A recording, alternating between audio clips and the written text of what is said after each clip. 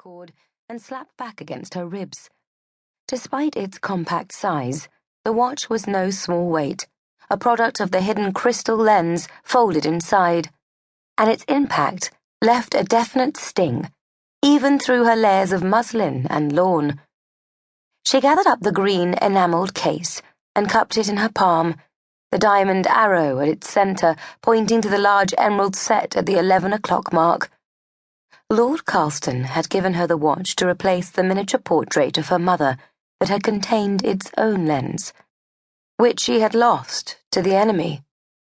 A most forgiving gesture on his lordship's part, considering the alchemy built into the miniature and how dangerous it was to them all. "Lady Helen," Lord Carlston's voice sharpened, "do I have your attention?" She jerked her head up and let the watch drop back to the end of its cord. Of course, more space and purpose.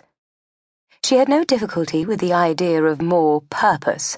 Surely that was just a matter of taking a longer stride, something that would be far more achievable when she was clad in breeches.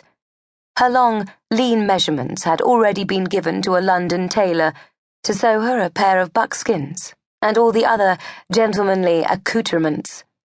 She was to be a fine young man, at least in the cut of her clothing.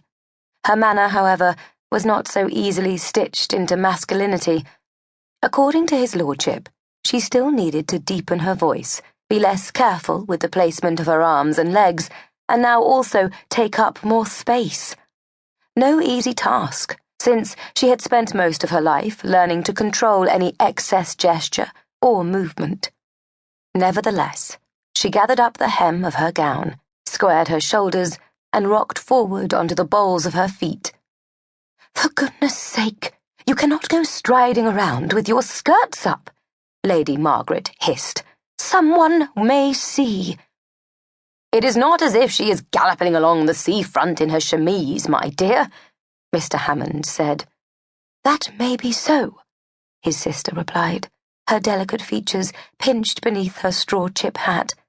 "But it is past the breakfast hour, and we are in full view of everyone's drawing-rooms."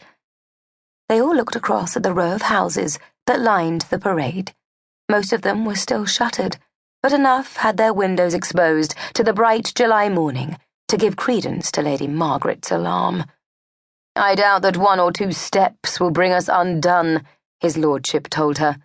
"But your caution is exemplary." Helen let go of her skirts and turned toward the sea to hide her peak, her eyes fixed upon a 3-masted war sloop, no doubt making its way to Plymouth before joining the newly declared war with the United States.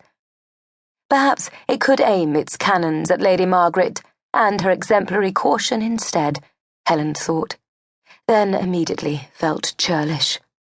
The woman was irritating, but she and her brother had been valued members of the Dark Days Club for over 5 years, whereas Helen had only just joined the secret order that protected mankind from the Deceivers.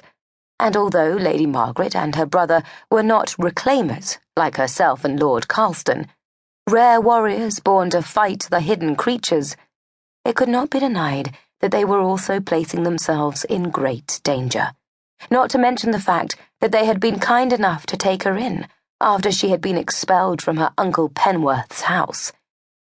"You must weigh and consider every action now," Lady Margaret added, her severe tone drawing Helen around to face her again. "One slip, and you will—" "I am aware of it," Helen smiled through clenched teeth. "But I am obliged to you for the reminder." Lady Margaret regarded her warily, clearly recognizing the strain in her voice.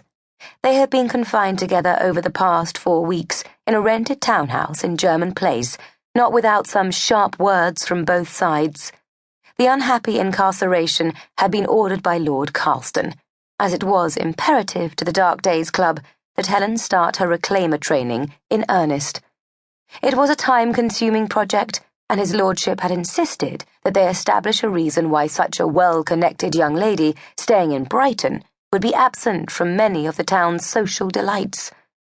Convalescence was the most believable excuse, and so Helen had stayed indoors alongside Lady Margaret and feigned poor health. She had also braved a visit from the proprietor